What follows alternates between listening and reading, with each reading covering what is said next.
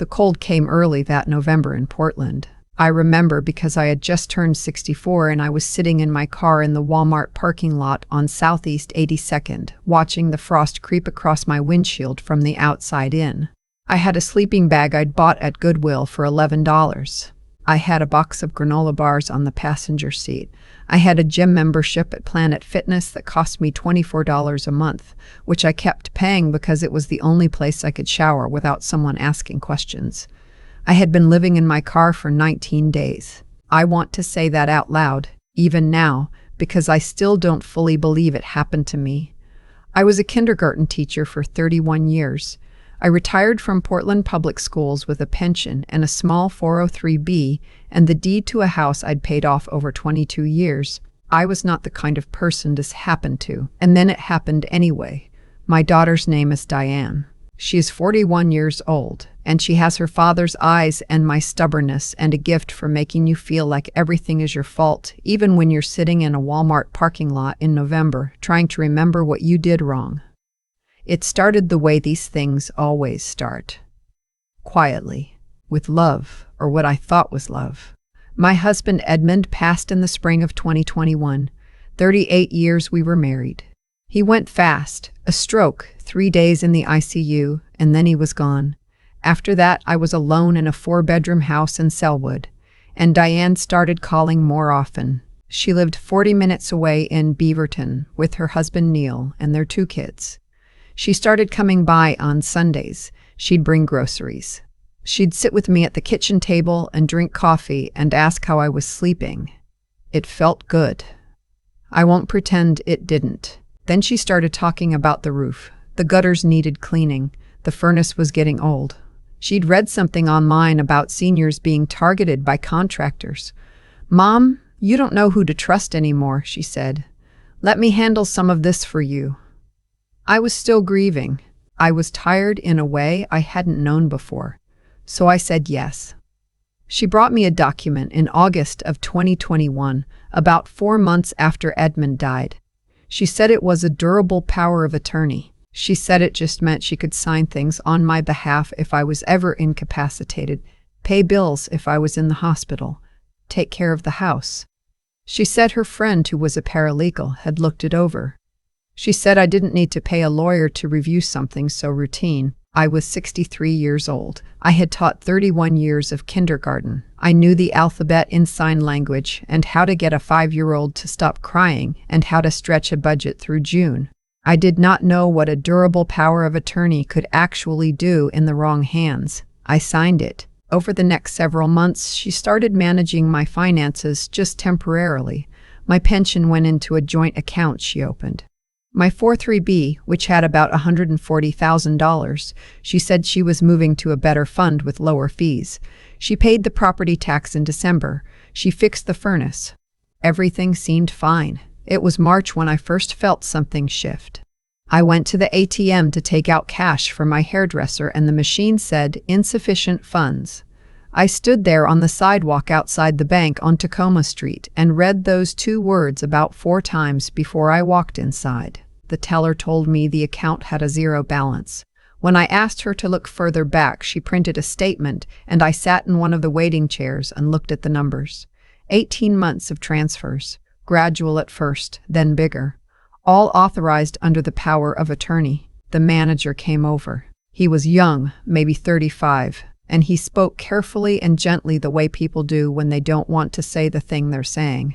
He said that legally, the transactions appeared to be valid. He said I should speak with an attorney. He said he was sorry. I called Diane from the parking lot. She answered on the second ring, and before I could get through the first sentence, she said, "Mom, I was going to talk to you about this. Neil lost his job in January. We've been struggling. I was going to pay it all back. I just needed time." I couldn't speak. I sat in my car outside that bank and I could not find a single word. "You weren't using it," she said. "You have the house. You have your pension every month." I didn't think. "The pension goes into that account," I said. A pause. "I know," she said. "I know, Mom. I'm sorry. We'll figure it out." We did not figure it out. What happened instead was that Neil's mother offered them money to move to Phoenix and restart. Diane told me this in April. She said they were leaving in 2 weeks. She said she was sorry. She said she would send money as soon as they got settled. She sent me $200 in June with a Venmo note that said, "Love you, Mom." I never heard from her again after July. I tried to keep the house. My pension from the district was $2,100 a month. The property taxes on the house were due in November, and with what Diane had taken over 18 months, I later found out it was $138,000, almost everything in the 403B plus 19 months of pension deposits. I had nothing left in reserve. I had been living on credit cards for months without knowing it. By October, the cards were maxed. The property tax bill was $4,800. I had $340 in cash. I made some calls. I looked into reverse mortgages and emergency assistance programs, and I talked to a housing counselor at a nonprofit on Division Street. She was kind. She told me the truth. With my income and my debt and the property tax delinquency, I was going to lose the house. She helped me list it through a quick sale service, and I netted $47,000 after fees and the remaining tax balance. I put $23,000 in a new account Diane didn't know about. I put the rest toward outstanding bills. I moved into a studio apartment in Gresham in September. I lost that in 6 weeks. The landlord wanted a co-signer for a senior tenant on fixed income. The friend I had asked backed out. I was given 30 days to leave. That's how I ended up in the Walmart parking lot. I had a routine. I parked in the far corner near the garden center, which had less foot traffic and better lighting. I went to Planet Fitness at 6 a.m. when it opened. I drove to a library branch in the mornings. I ate granola bars and peanut butter crackers and one hot meal a day from a diner on Powell, where the owner, a woman named June, had started leaving a coffee on the counter for me without my asking. I don't know if she knew exactly, but I think she did. I did not tell anyone. I had friends from church and from the school district and from the neighborhood where I'd lived for 20 years. I could not make myself pick up the phone and say the words. My younger brother's name is Stuart. He's 59, 5 years younger than me. He's an electrician. He owns a small electrical contracting business up in Longview, Washington, about 40 miles north of Portland. He's not wealthy by any real measure, but he's steady, the way our father was steady. He married a good woman named June, different June from the diner, and they have a house on a few acres outside of town. Stuart and I had always been close in that quiet sibling way, where you don't talk every week, but you know the other person is there. After Edmund died, he called me every Sunday for 3 months. Then life got busy and the calls spread out. By the time everything collapsed, I was ashamed enough that I was the one letting them spread out further. He called me on a Tuesday night in mid-November. I was sitting in my car in the dark with the heat running in short intervals to save gas, and when his name came up on my phone, I almost didn't answer. "Hey, Dorothy," he said. He's always called me Dorothy, even though I go by Dot. "How are you doing? I've been thinking about you." I said I was fine. I said I was good, actually. I heard myself say the words, and I hated them. He said he and June were going to be in Portland that Saturday for a plumbing supply thing on 82nd. He asked if I wanted to grab lunch. My hands went cold. 82nd. I was parked on 82nd. I said sure, named a diner on the other side of town. He paused for just a moment. "That's a hike from where we'll be," he said. "You sure you don't want to meet somewhere closer?" "Anywhere is fine," I said. Too fast. Another pause. Then, "Dot, are you okay?" And I did something I hadn't done in 19 days. I started crying. I don't remember everything I said. I remember I tried to stop twice and couldn't. I remember he didn't say anything while I talked, just stayed on the line, and at some point I heard June in the background and heard him say something quietly, and heard her say something back. And then he said, "We're coming now." "It's 10 o'clock at night," I said. "I know what time it is," he said. They pulled into the Walmart lot at 11:40. I saw his truck, a white F-250 with a yellow Swick electric decal on the side. I flashed my headlights once. He pulled up next to me and got out, and June got out. and she wrapped both arms around me in the parking lot and didn't let go for a long time. We drove back to Longview that night. I slept in their guest room with a flannel blanket and a heating pad because my back had been bad from the car. And when I woke up the next morning, I could smell coffee and hear the radio in the kitchen. And for a moment, just one half-asleep moment, I thought I was home. Stuart didn't say much at breakfast. He waited until June had gone to take their dog on a walk, and then he sat across from me with his coffee and said, "Tell me all of it." So I did. Every part of it. The power of attorney. The power of attorney. The power of attorney. The poor 03B. The pension. The apartment. The car. He listened without interrupting, and when I finished, he sat there quietly for a moment, and then he said, "Does Diane know how bad it got?" "She doesn't call," I said. He nodded slowly. "I want to call a lawyer," he said. "Today. A real one, not whatever that paralegal was." I told him I couldn't afford it. "I can," he said. I started to argue, and he held up one hand, just one hand, the same way he used to do when we were kids, and he wanted me to stop talking. "You spent 31 years teaching other people's children," he said. "Don't argue with me about a lawyer." The attorney was a woman named Patricia, not from the name list. She was in her 50s with an office in Vancouver, Washington, and she spent 2 hours with us the following Thursday. She went through every document I'd brought, every bank statement, the power of attorney, the transfer records. She asked questions in a very even, methodical way that I found almost soothing. She said there were 2 avenues: civil suit for financial elder abuse. Oregon had strong statutes, including one that allowed for treble damages if abuse was proven willful, and a complaint to the Oregon Department of Justice's Financial Fraud Unit, which had a specific elder financial abuse division. She said she wanted to try to contact Diane first, through a formal letter, to see if a repayment agreement could be reached. "And if she doesn't respond?" Stuart asked. "Then we file," she said. Stuart, without telling me first, paid her retainer. I stayed in Longview through November and December. June put a small electric heater in the guest room. I started helping around the house because I couldn't just sit still, doing dishes, walking the dog, cooking dinner twice a week. It started to feel almost like I belonged there, which made me feel guilty in the way that kindness sometimes does when you're not used to receiving it. In December, Stuart sat me down and said he and June had been talking. He said he didn't want me going back to a studio in Gresham. He said they'd found a small manufactured home for sale about a mile from their house, a 2-bedroom with a good furnace and a covered porch, listed at $87,000. He said if I could put in what I had left, the $23,000, he'd cover the rest, and I could pay him back with no interest over whatever time I needed. I said I couldn't accept that. He said, "You gave me $400 for my first set of tools when I was 22 and starting out, and I never paid you back." I had forgotten completely about that. "I remember," he said. In January, the attorney's letter reached Diane in Phoenix. Diane called me for the first time in 6 months. Her voice was different. Careful. She said she was sorry. She said she'd been ashamed to call.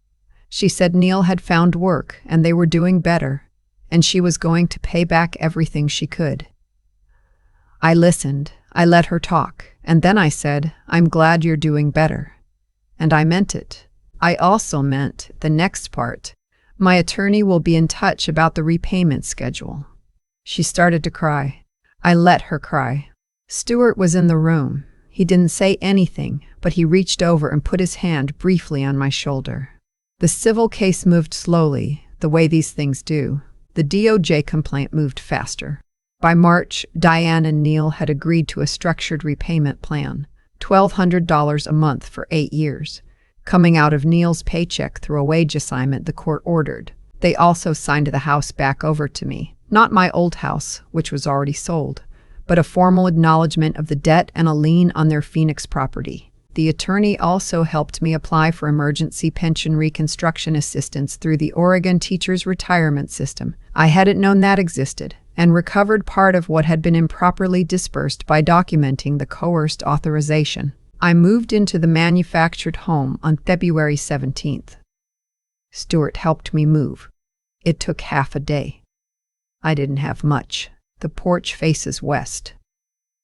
On clear evenings, I can see the sun going down behind the Coast Range, just a sliver of orange over the tree line. I put a bird feeder up in March and learned to identify the juncos from the chickadees.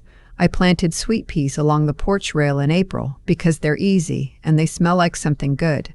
I teach reading twice a week now at a homeschool co-op 3 miles away. 4 kids, ages 6 to 9. I don't get paid much, but I don't need much. Diane and I don't talk often. We talk. That's the most honest way I can put it. There's a distance between us now that I don't think will ever fully close, and some days that grief is quieter than others. I didn't stop loving her. I don't think that's possible. But I look at her differently now, the way you look at a place where you fell, with recognition, not longing. Stuart calls me every Sunday. We don't talk long. He asks about the birds. I ask about his crew. June usually gets on for 5 minutes at the end. Last month he came over for dinner and we ate on the porch because it was warm enough. He had seconds of the chicken soup and said it was the best thing he'd ever eaten, which was an exaggeration, but a kind one. When he left, he stopped at the bottom of the porch steps and looked back at me. "You good?" he said. I looked at the bird feeder, at the sweet peas starting to climb the rail, at the orange sliver over the trees. "Yeah," I said, "I'm good." And I meant it this time. I want to say something to anyone watching this who is in a situation like mine was, before Stuart called that Tuesday, before the Walmart parking lot had a name I was afraid to say out loud. The thing I wish someone had told me is this: the shame is the trap. The shame is what kept me in that car for 19 days when I had a brother 40 miles north who would have come the same night. The people who love you are not going to love you less for asking, and the people who took from you, the law has something to say about that. In Oregon and in most states, what Diane did has a name. It's called financial elder abuse. There are attorneys who handle it. There are state agencies built specifically to investigate it. You do not have to just absorb it and go on. You deserve to go on. But you deserve to go on. If you've been there, or if someone you love is there right now, please reach out to someone who can help. A local legal aid office. Your state attorney general's financial fraud division. A trusted family member you've been too proud to call. Make the call. I almost didn't. I'm glad I did. I've thought a lot about cause and effect since all of this happened, not in any grand philosophical way, just in the plain, honest way that comes when you've had 19 days alone in a car to think about your own life. Diane didn't become someone who could do what she did overnight. I can see that now. There were smaller moments before the power of attorney, before the transfers, before Phoenix, moments where I made things too easy, where I didn't ask questions I should have asked, where I let love substitute for clarity. I'm not blaming myself for what she chose. That's hers. But I was not paying attention the way a person ought to pay attention to their own life. And there's a kind of wisdom that only comes from admitting that plainly. What I know now is that trust is not the same as surrender. You can love someone completely and still read what you're signing. You can believe in your family and still keep your own bank account in your own name. Those aren't acts of suspicion, they're acts of self-respect. I confused the two for a long time, and it cost me nearly everything. There's something else I think about too. Stuart came because I finally told the truth, not because he guessed, not because the universe intervened, because I answered the phone on a Tuesday night when I almost didn't, and when he asked if I was okay, I finally stopped lying. That's it. That's the whole pivot of my story. One honest answer after 19 days of pretending. The shame I carried in that car was heavier than anything Diane took from me, and I was the one choosing to carry it. The moment I put it down, things started to move. That's not luck. That's what happens when you stop protecting your pride more than your own life. I think about the version of me that doesn't answer that call, That lets it go to voicemail. That keeps sitting in that parking lot through December, through January, burning through the last of the $23,000 in small daily expenses until there's nothing left. That version of me exists. She was very close to being the only version. Strength isn't the thing I thought it was when I was younger. I thought it meant handling things alone. I thought needing help was a crack in something that was supposed to be solid. What I understand now is that the real test isn't whether you fall, it's whether you can say out loud that you fell. That takes more than stubbornness. It takes a kind of honesty with yourself that doesn't come easy, especially at 64, especially when you spent a lifetime being the one other people leaned on. Stuart gave me a home base. The attorney gave me a path forward. But I had to walk through the door first. Nobody could do that part for me. If there is anything I would want someone to take from my story, it's this. The people who wronged you are accountable for what they chose. And you are accountable for what you choose next. Those two things are both true at the same time. Diane made her choices. I made mine, including the choice to stop disappearing and let my brother find me. The sweet peas on my porch came back this spring on their own. I didn't replant them. They just came back. I think that's what resilience actually looks like. Not dramatic, not loud, just quietly returning to the light when the conditions are right.